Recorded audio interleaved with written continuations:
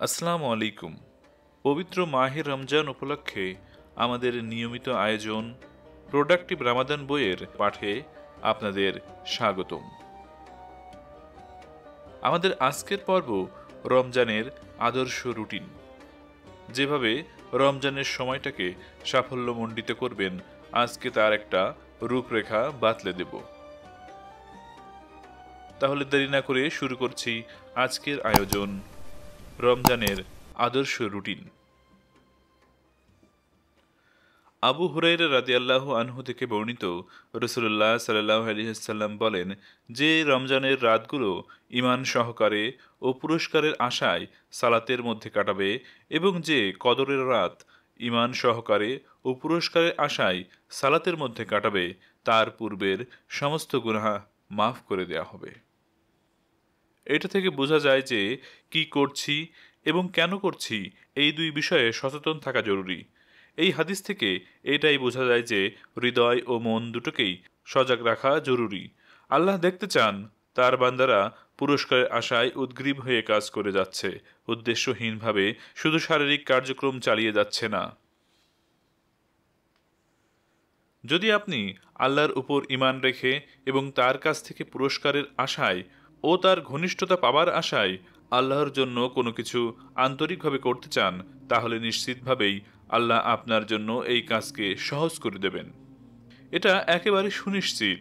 তাই যদি আপনি আন্তরিকভাবে ইচ্ছা করেন এবং রমজানের রাতগুলোতে ইবাদত করার খাস নিয়ত রাখেন, তাহলে আল্লাহ নিজে আপনার জন্য সেই কাজকে সহজ করে দেবেন। অতএব প্রথমে আপনার অন্তরকে পরীক্ষা করে নিন, নিয়তকে নবায়ন করুন এবং জেনে রাখুন কেবলমাত্র আল্লাহই আমাদের জন্য ইবাদতকে সহজ করে দেন। যেমনটা আল্লাহ আমাদের শিখিয়েছেন, ইয়াকা না'বুদু ওয়া ইয়াকা নাস্তাঈন। নিশ্চয়ই আমরা আপনারই ইবাদত করি এবং শুধু আপনার কাছেই সাহায্য চাই। তাহলে আশা ছেড়ে দেবার আর কোনো সুযোগ এখন থাকলো না। আল্লাহর কাছে সাহায্য চান, তার কাছে চাই এমন কাউকে তিনি খালি হাতে ফিরিয়ে দেন না। তিনি আপনার জন্য দরজা খোলা রেখেছেন যাতে করে আপনি রমজানের সেই রাতগুলোতে আপনার সর্বোচ্চটুকু দিতে পারেন, এমনভাবে ইবাদত করতে পারেন যাতে আধ্যাত্মিকভাবে আপনি হয়ে ওঠেন পরিপূর্ণ এবং কৃতজ্ঞতার অনুভব আপনার হৃদয়কে করে তোলে টইটুম্বুর। আসন্ন রাতগুলোতে মাগরিব থেকে ফজর পর্যন্ত সমস্ত অপ্রয়োজনীয় জিনিসের সাথে সম্পর্ক ছেদ করুন। এমন জিনিস যেগুলো আপনার ইবাদতে মনোযোগ নষ্ট করে, সেগুলোর থেকে দূরত্ব বজায় রাখুন। উদাহরণস্বরূপ, আপনার ফোনে ইন্টারনেট অফ করে রাখুন। আপনার অবশ্যই সোশ্যাল মিডিয়া আপডেট আর নোটিফিকেশনের মাধ্যমে নিজেকে বিক্ষিপ্ত করে ফেলা উচিত হবে না। এটা সোশ্যাল টাইম না, এটা আমি এবং আল্লাহর টাইম। তাই সেটাই রাখুন যেটা আপনার দরকারি। যেমন আপনার হয়তো পরিবার থেকে জরুরি কল আসতে পারে, সেক্ষেত্রে আপনি ফোন খোলা রাখতে পারেন। যদি এরকম জরুরি কিছু না থাকে তাহলে ফোন বন্ধ রাখুন। আর সব ক্ষেত্রেই ইন্টারনেট আর সোশ্যাল মিডিয়া থেকে দূরত্ব বজায় রাখুন। আশেপাশের লোকজনের সাথে অপ্রয়োজনীয় কথাবার্তা কিংবা আলাপচারিতায় মশগুল হবেন না। শুধু প্রয়োজনীয় কথাবার্তাই বলুন, এছাড়া বাকি সব কথাবার্তা বাদ দিন। এই অভ্যাস আপনাকে সুযোগ করে দেবে ইবাদতের, দেবে শান্তি, দেবে নিজেকে নির্মল পরিচ্ছন্ন করার সুযোগ। এগুলো হচ্ছে শান্তির রাত। সুতরাং আপনার সর্বোচ্চটুকু দিয়ে নিজের জন্য একটা নির্জন শান্তির পরিবেশ তৈরি করে নিন। যখন আপনার নিজের জন্য আপনার কাছে বেশি সময় থাকবে, তখনই কেবল আপনি সেই সময়টাকে সবচেয়ে গুরুত্বপূর্ণ কাজ দিয়ে ভরপুর করে তুলতে পারবেন। আর এই গুরুত্বপূর্ণ কাজের কথাটি আসছে আমাদের নেক্সট পয়েন্টে, কোরআনের সাথে বন্ধুত্ব। এই সময়টা হচ্ছে কোরআনের সময়, এই মাসটা হচ্ছে কোরআনের মাস, এই রাতগুলো হচ্ছে কোরআনের রাত। এ সময় যদি কোনো কিছু নিয়ে ব্যস্ত থাকতেই হয়, তা সে জিনিসটা হচ্ছে কোরআন। কিন্তু এখানে কয়েকটা জিনিস মনে করিয়ে দেওয়া দরকার। কোরআন আপনাকে সেটাই দেবে যেটা আপনি তার কাছ থেকে নিতে চাইবেন। যদি আপনি হিদায়াতের জন্য এটা পড়তে চান, তবে এখান থেকে আপনি হিদায়াতই পাবেন। যদি আপনি স্বস্তি, সুস্থতা আর আলো পাওয়ার জন্য এই কিতাব তেলাওয়াত করতে চান, তবে এখান থেকে আপনি আপনার স্বস্তি, সুস্থতা আর আলো পেয়ে যাবেন। যদি আপনি এটা আল্লাহর ঘনিষ্ঠতা লাভের জন্য পড়ে থাকেন, তবে নিজেকে তার আরও কাছে বলে অনুভব করতে পারবেন। যদি এমনি উদ্দেশ্যহীনভাবে পড়ে থাকেন তবে সওয়াব পাবেন, কিন্তু এইভাবে পড়লে কোনো অর্থবহ উপলব্ধি কিংবা নিজেকে বদলে দেবার মতো অভিজ্ঞতা অর্জনের বদলে আপনি কেবল সওয়াবটুকুই পাবেন।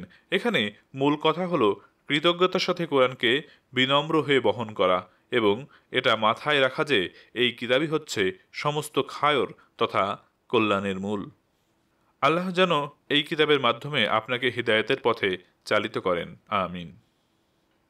ভয় নিয়ে কোরআনের কাছে যাবেন না। আল্লাহ তার নিজের জন্য নাম হিসেবে বেছে নিয়েছেন আর রহমান এবং আর রহিম। এই দুটো নাম দিয়েই তিনি কোরআনে আমাদেরকে শিক্ষাদান শুরু করেছেন। যখন কোরআন পড়তে শুরু করবেন তখন মনে রাখবেন যে আপনি আল্লাহর বিশেষ রহমতের নিকটবর্তী হয়েছেন। এই কিতাব হচ্ছে রহমত, হিদায়াত আর সম্মানের, এবং এগুলো তারাই অর্জন করতে পারে যারা এগুলোকে গ্রহণ করে নেয়। 7 আসমানের উপর থেকে উপহার আপনার কাছে পাঠানো হয়েছে, সেটাকে শক্ত করে আঁকড়ে ধরে রাখুন। এই উপহার আল্লাহ পাঠিয়েছেন সেই রাতগুলোর মধ্য থেকে একটি রাতে, যে রাতে সাক্ষী হচ্ছি এখন আমরা। যখন আপনি আল্লাহর কিতাব নিয়ে বসবেন বিনম্রতা আর কৃতজ্ঞতার সাথে, তখন আল্লাহ আপনার জন্য এই কিতাব অনুধাবনের দুয়ার খুলে দেবেন। নিশ্চয় এতে উপদেশ রয়েছে তার জন্য যার আছে অন্তঃকরণ অথবা যে শ্রবণ করে মনোযোগের সাথে। সূরা কাফ আয়াত 37। কুরআন আপনার জীবনকে পাল্টে দিতে পারে। আপনার জীবনকে বদলে ফেলার এই প্রক্রিয়া আপনি রমজান থেকেই শুরু করে দিতে পারেন, যা কিনা পুরো বছর জুড়ে আপনার সাথে থাকবে। সবচেয়ে গুরুত্বপূর্ণ ব্যাপার হচ্ছে এটাই যে আপনি যখন কোরআন পড়তে শুরু করবেন তখন আপনার থাকতে হবে সঠিক মনোভাব আর বিশুদ্ধ ও আন্তরিক একটি অন্তর। আপনি সালাতে দাঁড়িয়ে কোরআনের আয়াত পড়তে পারেন, আপনি বসে বসে মুসহাব দেখে দেখেও তেলাওয়াত করতে পারেন। যেভাবেই পড়েন না কেন অবশ্যই সেটা হতে হবে মনোযোগের সাথে। যদি আপনি চান সাথে অর্থ বা তফসির কিতাব নিয়েও বসতে পারেন। মনে রাখবেন এখানে সবচেয়ে জরুরি বিষয় হচ্ছে নিজের সর্বোচ্চটুকু দিয়ে প্রচেষ্টা চালানো। যদি আপনি পুরো রাত কষ্ট করে মাত্র এক পারাও পড়েন অথবা তোতলাতে তোতলাতে মাত্র কয়েকটা পৃষ্ঠাও পড়েন, তবুও তা উত্তম। মাতৃভাষা আরবি না হওয়ার কারণে অথবা তেলাওয়াতে অনভ্যস্ততার কারণে শুরুতে আপনার একটু কঠিন লাগতে পারে, তেলাওয়াতের গতি মন্থর হতে পারে, কিন্তু এগুলো কোনো ব্যাপার নয়। অন্য কেউ যদি খুব সাবলীলভাবে তেলাওয়াত করে আপনার চেয়ে বেশি পারা পড়েও ফেলে, তবুও আপনি হবেন এখানে দ্বিগুণ পুরস্কারের অধিকারী।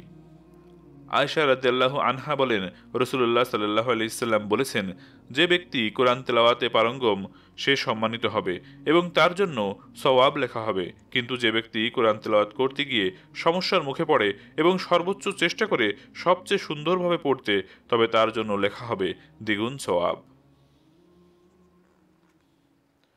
তিলাওয়াতের জন্য বিশেষ পরামর্শ। তিলাওয়াতের সময় যখন আপনি জান্নাতের আয়াতে পৌঁছবেন তখন থেমে যাবেন। আল্লাহর কাছে জান্নাত চেয়ে দোয়া করবেন। আল্লাহর কাছে চাইবেন যেন তিনি আপনাকে জান্নাত দান করেন। যখন জাহান্নাম বা এই জীবনে অথবা পরবর্তী জীবনের দুঃখজনক ফলাফল সম্পর্কের আয়াত পড়বেন তখন থেমে গিয়ে আল্লাহর কাছে এইসব থেকে আশ্রয় প্রার্থনা করবেন। যখন দেখবেন আল্লাহ মুমিনদের বিশেষ কোনো গুণের বা গুণাবলীর প্রশংসা করছেন তখন তার কাছে সাহায্য কামনা করবেন সেই গুণগুলো নিজের মধ্যে বিকশিত করার জন্য।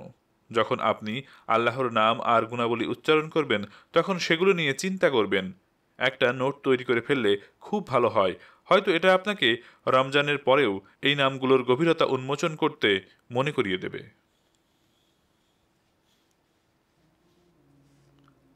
আপনি কি আপনার আশেপাশে এমনটা দেখছেন যে লোকেরা দোয়ার লম্বা লিস্ট বানিয়ে নিচ্ছে আর তাদের দোয়ার কাছে আপনার দোয়াগুলোকে মনে হচ্ছে তুচ্ছ? আপনার কাছে কি এমনটা মনে হচ্ছে আরবিতে বানিয়ে দোয়া করাটা খুব কঠিন? আপনার তাদের প্রতি কি খুব ঈর্ষা হচ্ছে যারা নিজেরাই দক্ষতার সঙ্গে আরবি লম্বা লম্বা দোয়া বানিয়ে নিতে পারে? আপনার কি ভয় হচ্ছে যে হয়তো আপনি আল্লাহর কাছে সবকিছু চাইতে পারছেন না, অথবা এমন কোনো বিষয়ে গুরুত্বপূর্ণ দোয়া করতে ভুলে যাচ্ছেন যেটা আপনার জন্য খুব দরকার? যদি উপরের সমস্যাগুলো আপনার হয়ে থাকে তাহলে জেনে রাখুন রাসূলুল্লাহ সাল্লাল্লাহু আলাইহি ওয়াসাল্লাম ছিলেন অসম্ভব প্রতিভাবান, অত্যন্ত দয়ালু এবং আমাদের অবস্থা সম্পর্কে গভীরভাবে অবগত। সেই মানুষটি আমাদেরকে ইতিমধ্যেই এমন একটি দোয়া, সেরা একটি দোয়া শিখিয়ে গেছেন যেটা আমাদের জন্য বয়ে নিয়ে আসবে সর্বোত্তম কল্যাণ। এই জীবনেও ওই জীবনেও। আর সেই সেরা দোয়াটা খুব সোজা, আপনি এটা আরামসে আমল করতে পারবেন এবং সেরা পুরস্কারটাও লুফে নিতে পারবেন। আয়েশা রাদিয়াল্লাহু আনহা বর্ণনা করেন, আমি রাসূলুল্লাহ সাল্লাল্লাহু আলাইহি ওয়াসাল্লামকে জিজ্ঞেস করলাম, ইয়া রাসূলুল্লাহ, আমি যদি জানতে পারি কদরের রাত কোনটা, তবে আমি তখন কি পড়ব? রাসূলুল্লাহ সাল্লাল্লাহু আলাইহি ওয়াসাল্লাম বললেন, বলো, আল্লাহুম্মা ইন্নাকা আফুন তুহিব্বুল আফওয়া ফাফু আন্নি। হে আল্লাহ, আপনি ক্ষমাশীল, আপনি ক্ষমা করতে ভালোবাসেন, অতএব আমাকে ক্ষমা করে দিন। এই দোয়াটা পাঠে অনেক অনেক বারাকা আছে। প্রথমত, এটা হচ্ছে একটা নিদর্শন যে আপনি আল্লাহকে ভালোবাসেন। রাসূলুল্লাহ সাল্লাল্লাহু আলাইহি সাল্লামের অনুসরণ এবং একটি সুন্নাহকে পুনরুজ্জীবিত করার জন্য আপনি পুরস্কার প্রাপ্ত হবেন। আপনি দোয়া করার সঠিক আদব অনুসরণ করবেন। অনেকেই একেবারে সরাসরি তাদের চাওয়া পাওয়া নিয়ে আল্লাহর কাছে দোয়া করতে শুরু করে, অথচ দোয়া করার সর্বোত্তম উপায় হলো আল্লাহর প্রশংসা করা, নবী সাল্লাল্লাহু আলাইহি সাল্লামের প্রতি সালাত ও সালাম পেশ করা, এরপর নিজের চাহিদা আল্লাহর কাছে তুলে ধরা। এই দোয়া এটাই প্রমাণ করে যে আপনি আল্লাহর রসুল সাল্লাল্লাহু আলাইহি ওয়াসাল্লামকে অনুসরণ করেছেন, যা কিনা আল্লাহর প্রতি শুকরিয়া আদায়ের একটি রূপ। একই সাথে এটা আপনাকে স্মরণ করিয়ে দেয় আল্লাহর প্রশংসা আদায় করতে এবং তাকে তার পবিত্র নাম ও গুণাবলীর মাধ্যমে ডাকতে। সুতরাং এটা হচ্ছে ইবাদতের একটি অসাধারণ ও সুন্দর রূপ, যেটা একসাথে অনেকগুলো বারাকা ও পুরস্কারকে একত্রিত করে শুধুমাত্র কিছু সুন্দর শব্দ উচ্চারণের মাধ্যমে। ক্ষমা করার অসাধারণ একটি তাৎপর্য আছে, যেটার ব্যাপারে বেশিরভাগ মানুষই জানে না। যদি আল্লাহ আমাদেরকে ক্ষমা করে দেন, তাহলে আমাদেরকে আর নিজেদের গুনহার অপরাধ বোধে ভুগতে হবে না, আফসোস নিয়ে ঘুরতে হবে না, আল্লাহর কাছে গ্রহণীয় না হবার দুঃখ বয়ে নিয়ে বেড়াতে হবে না। যদি আল্লাহ আমাদেরকে মাফ করে দেন, তাহলে তিনি আমাদের খারাপ কাজগুলোকে মুছে দেন এবং সেগুলোকে ভালো কাজ দিয়ে পাল্টে দেন। সুবহানাল্লাহ। যদি আমাদের রব আমাদেরকে মাফ করে দেন, তাহলে তিনি আমাদের জন্য দুনিয়ার জীবনে সেরা রাস্তাটা অনুসরণ করাকে সহজ করে দেন এবং আখিরাতে সেরা ফলাফল পাওয়ার কাজটাকেও সহজ করে দেন। যদি আল্লাহ আমাদের ক্ষমা করে দেন, তাহলে আমরা তাদের একজন হয়ে যেতে পারি যারা আল্লাহর খুব কাছে, খুব প্রিয় কিছু বান্দা। যদি আমাদের মালিক আমাদের অনুগ্রহ করে ক্ষমা করে দেন, তাহলে তিনি আমাদেরকে বারাকা দিয়ে ভরিয়ে দেন, সেটা হোক দুনিয়ার জীবনে অথবা আখিরাতের জীবনে। তাই আপনি যদি জানেন না কি বলতে হবে অথবা কি বলা উচিত, তবে এই দোয়াটা করতে থাকুন। এমনকি আপনি যদি পুরো রাতও শুধু এই দোয়াটা করেই কাটিয়ে দেন, এটার বিশাল অর্থের কথা মাথায় রেখে, তাহলেও আপনার জন্য আফসোসের কারণ নেই। আপনি যদি অন্য কোনো দোয়া করতে চান, তাহলে সেটা তো খুবই চমৎকার ব্যাপার, কিন্তু কখনোই এই দোয়াটার ক্ষমতাকে কম করে দেখবেন না, বিশেষ করে যখন এটা আমাদেরকে শেখানো হয়েছে আমাদের জন্য কাজকে সহজ করে দিতে এবং এটা থেকে আমাদেরকে সেরা ফলাফল দান করতে। রাতের সালাত। মনে করুন আপনি ইতিকাফ বা মসজিদে রাতের সালাত আদায়ে অক্ষম হয়ে পড়লেন, অথচ বাকি সবাই সেটা করছে এবং আপনারও এরকমই করার ইচ্ছা ছিল। তখন কি হবে? কি মনে করবেন আপনি? জবাবটা হলো, সেটাই করুন যেটা আপনার সাধ্যের মধ্য থেকে কুলায়। নিজের সীমার মধ্যে সর্বোচ্চটুকু করতে সচেষ্ট হন। আবদুল্লাহ ইবনে আমর ইবনিল আস রাদিয়াল্লাহু আনহু বলেন, রাসূলুল্লাহ সাল্লাল্লাহু আলাইহি ওয়াসাল্লাম বলেছেন, যদি কোনো ব্যক্তি রাতের বেলা সালাতে 10 আয়াত তেলাওয়াত করে, তাকে গাফিলদের মধ্যে অন্তর্ভুক্ত করা হবে না। যদি কেউ রাতের বেলা সালাতে 100 আয়াত তেলাওয়াত করে, তবে তাকে আল্লাহর অনুগতদের অন্তর্ভুক্ত বলে গণ্য করা হবে। আর যদি কোনো ব্যক্তি রাতের সালাতে 1000 আয়াত তেলাওয়াত করে, তাহলে সেই ব্যক্তিকে বিশাল পুরস্কার প্রাপ্তদের মধ্যে অন্তর্ভুক্ত করে নেওয়া হবে। কিয়ামে রত হন, আপনার পক্ষে যতটুকু সম্ভব ততটুকুই করুন। রাতের বেলা কিয়াম করেছেন, শুধু এইটুকু অন্তত নিশ্চিত করুন। আল্লাহ সুবহানাহু ওয়া তাআলা সূরা মুজাম্মিলে বলেছেন, নিশ্চয় রাত্রি জাগরণ প্রবৃত্তির দমনে অধিক সহায়ক এবং উত্তম বাক্য প্রয়োগে অধিক অনুকূল। আল্লাহ আজ্জা ওয়া জাল্লা আরও বলেছেন, নিশ্চয় আপনার রব জানেন যে আপনি সালাতে দাঁড়ান কখনো রাতের প্রায় 2/3, কখনো অর্ধাংশ এবং কখনো 1/3 এবং দাঁড়ায় আপনার সঙ্গে যারা আছে তাদের একটি দলও। আর আল্লাহই নির্ধারণ করেন দিন ও রাতের পরিমাণ। তিনি জানেন যে তোমরা এটা পুরোপুরি পালন করতে পারবে না, তাই আল্লাহ তোমাদেরকে ক্ষমা করলেন। কাজেই কোরআন থেকে যতটুকু সহজ ততটুকু পড়ো। আল্লাহ জানেন যে তোমাদের মধ্যে কেউ কেউ অসুস্থ হয়ে পড়বে, আর কেউ কেউ আল্লাহর অনুগ্রহ সন্ধানে দেশ ভ্রমণ করবে, এবং কেউ কেউ আল্লাহর পথে লড়াইয়ে লিপ্ত হবে। কাজেই তোমরা কোরআন হতে যতটুকু সাধ্য ততটুকু পড়ো, আর তোমরা সালাত কায়েম করো, জাকাত প্রদান করো, এবং আল্লাহকে দাও উত্তম ঋণ। তোমরা তোমাদের নিজেদের জন্য ভালো যা কিছু অগ্রিম পাঠাবে, তোমরা তা পাবে আল্লাহর কাছে। তা উৎকৃষ্টতর এবং পুরস্কার হিসেবে মহত্তর। আর তোমরা ক্ষমা প্রার্থনা করো আল্লাহর কাছে, নিশ্চয়ই আল্লাহ ক্ষমাশীল, পরম দয়ালু। সূরা মুজাম্মিল আয়াত 20। হ্যাঁ, এই রাতগুলো পার করার আদর্শ উপায় হলো কোরআনের সাথে সালাত আদায়ে রাত কাটিয়ে দেওয়া। কিন্তু আপনি এটা করতে পারেন আপনার বাস্তবিক সক্ষমতার মধ্যেই। উপরোক্ত হাদিস থেকে আমরা জেনেছি যে মাত্র 10 আয়াত দিয়েও রাতের সালাত আদায় করা যায়। যদি আপনি আরও বেশি সময় পান তখন আপনি 100 আয়াত পড়বেন। মুখস্থ না থাকলে কোরআন দেখে পড়তে পারেন। আর যদি মনে হয় আপনার হাতে আরও বেশি সময় আছে তখন আপনি 1000 আয়াতও পড়ে ফেলতে পারেন, যেটা সালাতে 2 পারা পড়ার মাধ্যমে সহজেই করা যেতে পারে। আবারও বলি, এটা নির্ভর করে আপনার সক্ষমতার উপরে, কিন্তু নিজেকে সবসময় চাপ দেবেন নিজের সেরাটা ঢেলে দেওয়ার জন্য, এবং কখনো হাল ছেড়ে দেবেন না। আশা হারিয়ে ফেলা যাবে না। আল্লাহকে সন্তুষ্ট করার জন্য আমাদের প্রচেষ্টাগুলোই আল্লাহ দেখতে পছন্দ করেন। যদি আপনার পক্ষে সম্ভব হয় তাহলে ফজরের আগের মুহূর্তটাকে আপনার আর আল্লাহর মধ্যে বিশেষ সম্পর্ক বাড়ানোর জন্য কাজে লাগান। এই সময় যদি পারেন বিতর আর একেবারে কম করে হলেও 2 রাকাত নফল সালাত আদায় করুন। তারপর প্রচুর পরিমাণে ইস্তিগফার করুন। এই সময় এই আমলগুলোর কথা স্বয়ং আল্লাহ নিজে উল্লেখ করেছেন এবং এগুলোর প্রশংসা করেছেন। যদি আপনার মনে হয় রমজানে এবং শেষের দিকের রাতগুলোতে ইচ্ছাকৃতভাবে অতিরিক্ত সময় আপনি নষ্ট করে ফেলেছেন, তাহলে আপনি তাওবা করতে পারেন বা সালাতুত তাওবা পড়তে পারেন। যদি সময়ের অপচয়ের কারণে যে যে জিনিস আপনি মিস করে ফেলেছেন সেগুলোর ব্যাপারে আপনার আফসোস আন্তরিক হয়ে থাকে এবং এগুলোর উপর অন্তর দিয়ে তওবা করতে পারেন, তবে আল্লাহ আপনার খারাপ কাজগুলোকে উত্তম কাজ দিয়ে পরিবর্তন করে দেবেন। অতএব আশা থাকছেই। সর্বদা আল্লাহর জিকির। আল্লাহ আমাদের জন্য তার স্মরণকে সহজ করে দিয়েছেন। আমরা যে কোনো অবস্থাতেই আল্লাহকে স্মরণ করার ইবাদতে মশগুল থাকতে পারি। এ প্রসঙ্গে আল্লাহ বলেন, অতপর যখন তোমরা সালাত সমাপ্ত করবে তখন দাঁড়িয়ে, বসে এবং শুয়ে আল্লাহকে স্মরণ করবে। সূরা আনকাবুত আয়াত 69। যদি আপনি সালাত আদায় করতে ক্লান্ত হয়ে যান বা আদায় না করতে পারেন তাহলে আল্লাহকে নিয়ে ভাবতে থাকুন, তার সাথে কথা বলতে থাকুন। এই ইবাদত যে আপনাকে বিশাল পুরস্কারের অধিকারী করবে তাই নয়, বরং এটা আপনাকে করে তুলবে নির্মল এবং সাহায্য করবে আরও একবার নিজের জীবনকে মূল্যায়নের। এই মহান ইবাদত আপনাকে সাহায্য করবে আপনার ইখলাস আর মনোযোগকে পুনরুদ্ধার করতে, যে বিষয়গুলো জীবনের পথে আপনার জন্য অত্যন্ত জরুরি। আল্লাহকে স্মরণ করা এত সহজ আর আরামদায়ক একটা ইবাদত হওয়া সত্ত্বেও এর পুরস্কার অনেক অনেক বড়।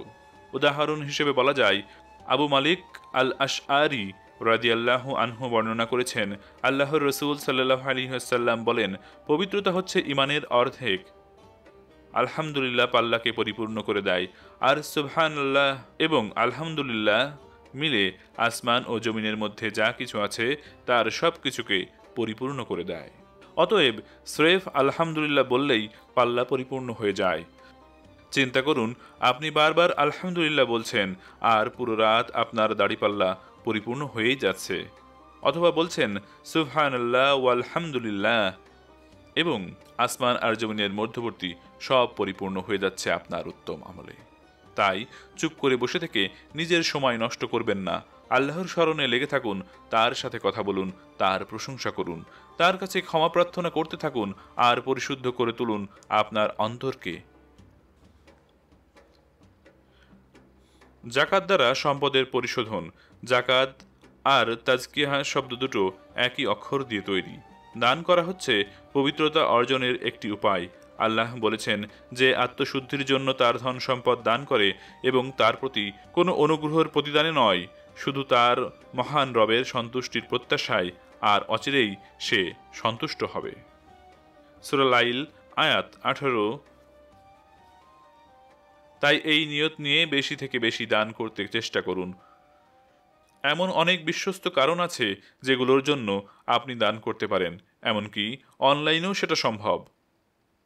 এছাড়াও রমজান শেষ হবার আগে এবং অবশ্যই ঈদের সালাতের আগে জাকাতুল ফিতর আদায়ে ভুল করবেন না। তাহলে যে কাজগুলো করতে হবে সেগুলো আরও একবার দেখে ফেলা যাক। 1. পুরস্কার পাওয়ার ব্যাপারে ঈমান ও আশা রাখতে হবে। 2.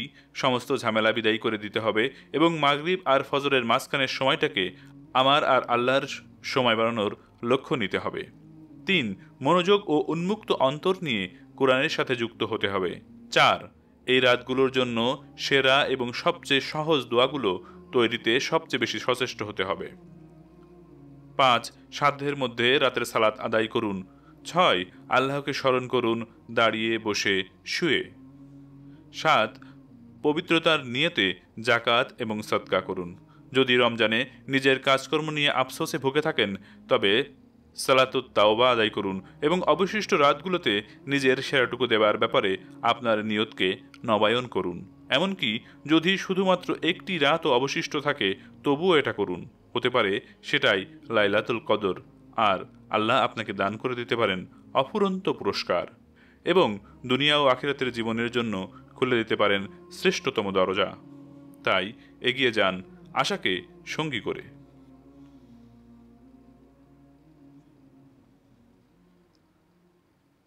এ পর্যায়ে আমরা রমজানের একটি আদর্শ রুটিন চার্ট উল্লেখ করব। রমজানে আমাদের আগের রুটিন এলোমেলো হয়ে যায়, তাই আগেভাগে রমজানের পরিবর্তিত শিডিউল অনুযায়ী নতুন রুটিন করে রাখলে রমজান মাসকে আরও প্রোডাক্টিভভাবে আমল করে কাটানো সম্ভব হবে। আমাদের সবার জীবনযাত্রা ও দায়িত্বগুলো একই রকম নয়, আর তাই সবার রুটিন এক হবে না, এটাই স্বাভাবিক। তবু এখানে একটি খসড়া রুটিন সাজিয়ে দেওয়া হলো, যা আপনাকে প্রাথমিক ধারণা দিবে যে কোন কাজগুলোকে আপনার বানানো ব্যক্তিগত রুটিনে প্রাধান্য দেওয়া উচিত আর কোন কাজগুলোকে কম গুরুত্ব দেওয়া উচিত। সাহরির জন্য উঠুন। যদি এ সময় খেতে আপনার ভালো না লাগে, তাও উঠে পড়ুন। অল্প কিছু হলেও খেয়ে নিন বা পান করুন, যাতে প্রতি রাতে সাহারির সুন্নত পালন করার প্রতিদান আপনি পেয়ে যান, কেননা সাহারির মধ্যে আছে বারাকা। এই সময় চেষ্টা করুন 2 রাকাত নফল সালাত আদায় করা, যাতে রাতের শ্রেষ্ঠ অংশে 3 ভাগের শেষ ভাগে আপনি সালাত আদায়ের আর দোয়া করার সওয়াব অর্জন করতে পারেন। নিজের গুনাহার দিকে লক্ষ্য রেখে এই সময়টাকে ব্যবহার করুন এবং এরপর ইস্তিগফার করতে থাকুন। যারা রাতের এই সময়টায় ইবাদতে রত থাকে, আল্লাহ স্বয়ং তাদের প্রশংসা করেছেন। প্রিয় ভাই, নিশ্চিত করে নিন যে কমপক্ষে ফজর আর এশার সালাত আপনি মসজিদে জামাতের সাথে আদায় করছেন। বেশিরভাগ মানুষেরই কাজের সময়ের সাথে এই 2 ওয়াক্তের কোনো ঠুকাঠুকি যেহেতু লাগে না, অতএব এই 2 ওয়াক্ত জামাতে সালাত আদায় করা সহজ। যদি এটা আপনি করতে পারেন, তাহলে আপনাকে পুরো রাত সালাতে দাঁড়িয়ে থাকার সওয়াব দান করা হবে। নিশ্চিত করুন যাতে ফজরের সালাতের পর সকালের জিকির আর আসরের সালাতের পর বিকেলের জিকির মিস না হয়ে যায়। যেদিন কোনো কাজের তাড়া নেই, সেদিন চেষ্টা করুন ফজরের সালাতের পর সূর্য না ওঠা পর্যন্ত মসজিদে বসে থাকার এবং তেলাওয়াত ও জিকিরে মশগুল থাকার। সূর্য ওঠার 15 মিনিট বা আরও কিছু পর আদায় করে নিন সালাতুদ দুহা। চাইলে সূর্য মাঝ আকাশে ওঠার 10 মিনিট আগেও এই সালাতটা আদায় করে নিতে পারেন। যে ব্যক্তি এই সালাত আদায় করবে, তাকে একটি পরিপূর্ণ হজ ও উমরার সওয়াব দেয়া হবে ইনশাআল্লাহ। প্রতিদিন কাজে বেরোবার আগে নিয়ত করে নিন যে সময়গুলোকে আপনি কাজে লাগাবেন আল্লাহর রাস্তায় ব্যয় করার জন্য হালাল সম্পদ উপার্জনে, যাতে করে দিনের প্রত্যেকটি মিনিটের জন্য আল্লাহ আপনাকে সওয়াব লিখে দেন। 9টা থেকে 5টা চাকরিতে এই বিষয়টা নিশ্চিত করে নিন যে এই সময়ের ভিতরে আপনার মুখ আল্লাহর জিকির থেকে সামান্য সময়ের জন্যই বিরতি পাবে। এটাও নিশ্চিত করুন যে সব ধরনের গুনাহ থেকে নিজেকে বাঁচিয়ে রাখার মাধ্যমে আপনার সাথে সাথে আপনার অঙ্গ প্রত্যঙ্গগুলোরও সিয়াম পালনরত অবস্থায় আছে। ঘরে ফিরে এসে একটু বিশ্রাম নেওয়ার পর 1 ঘন্টা আল্লাহর কালাম তেলাওয়াতে বা এর অর্থ নিয়ে পড়াশোনায় উৎসর্গ করুন। ইফতারের আগে আধ ঘন্টা কাটান একনিষ্ঠ দোয়ার মাধ্যমে, কেননা পুরো রমজানেই রোজাদারের দোয়া কবুল হয়ে থাকে। মাগরিবের পর খাবার দাবার সেরে ইশার আগ পর্যন্ত সময়টুকু শক্তভাবে কোরআন তেলাওয়াতে অতিবাহিত করুন। একদিনও যাতে তারাবির সালাত মিস না হয় সেটা নিশ্চিত করুন। সেই মসজিদটাই বেছে নেন যেখানকার তেলাওয়াত আপনার অন্তরকে সবচেয়ে বেশি স্পর্শ করে। প্রতিদিন সাদকা করুন। আপনার জন্য সহজ এমন একটি পরিমাণ ঠিক করে নিন। যদি কয়েকদিন ভুলে যাওয়ার কথা ভেবে উদ্বিগ্ন হন, তাহলে একটা দৈনিক খরচের পরিমাণ ঠিক করে নিন। প্রতি সপ্তাহে কমপক্ষে একটি ইলমি হালকায় অংশগ্রহণের টার্গেট নির্ধারণ করে নিন, কেননা এই সব মজলিসে ফেরেশতাগণ আগমন করেন এবং এই মজলিসগুলোকে আল্লাহর রহমত চারপাশ থেকে ঘিরে রাখে। প্রতিদিন একজন আত্মীয়কে দাওয়াত দেওয়া বা তার বাসায় যাওয়ার টার্গেট সেট করুন, কেননা আত্মীয়তার বন্ধন রক্ষা করা মানুষের হায়াতকে বাড়িয়ে দেয়, সম্পদ বৃদ্ধি করে এবং জীবনের মন্দ সমাপ্তি থেকে তাকে রক্ষা করে। এছাড়াও স্বাস্থ্যকর খাদ্যাভ্যাস এবং দিনে হালকা ঘুমানোরও প্রয়োজনীয়তা অপরিসীম। আমাদের শরীরের উপর আমরা যে খাবার খাই সেটার বিরাট একটা প্রভাব আছে। আমরা যখন নিজেদেরকে ভাজা পোড়া আর তৈলাক্ত খাবারে ঠেসে ফেলি, তখন যদি পুরো দিন এবং সেই সাথে রাতেও নিজেদেরকে অবসন্ন আর অলস মনে হয়, তাহলে তাতে অবাক হবার কিছু নেই। সাহারি আর ইফতারে এমন খাবার খান যা আপনাকে পুষ্টি ও শক্তি যোগাবে। সাহারির জন্য চিনিতে ভরা সিরিয়াল না খেয়ে বরং 1 বাটি ওটামিল খান, সাথে রাখুন প্রচুর ফলমূল আর 1 গ্লাস দুধ। ইফতারের জন্য ভারী খাবার দাবার না খেয়ে হালকা খাবার রাখুন আর আস্তে ধীরে খান। দেখবেন খুব জলদি আপনার পেট ভরা হয়ে গেছে। যদি এরপরও ক্ষুধা লাগে, তাহলে রাতে সালাত আদায়ের পর খেতে পারেন। যারা কাজে যান বা যাদের স্কুলে যেতে হয়, তাদের কাছে রমজানের দিনগুলো লম্বা লাগতে পারে, কারণ কোনো খাওয়া দাওয়া নেই। এমনকি যদি আপনি কাজে বা স্কুলে নাও যান, তবুও সাওয়ামের ফলে আপনার উপর একটা চাপ আসতে পারে। সেই ক্ষেত্রে দিনে হালকা একটু ঘুমিয়ে নেওয়া আপনার জন্য বেশ ভালো একটা কাজ হতে পারে। সতেজতার জন্য ইফতারের আগে কয়েক ঘন্টা ঘুমিয়ে নিতে পারেন। এটা আপনাকে শেষ পর্যন্ত না খেয়ে থাকার জন্য শক্তি যোগাবে। সেই সাথে এটা আপনাকে রাতের বেলায়ও সাহায্য করবে যদি আপনি সারা রাত মসজিদে ইবাদতে কাটিয়ে দিতে চান।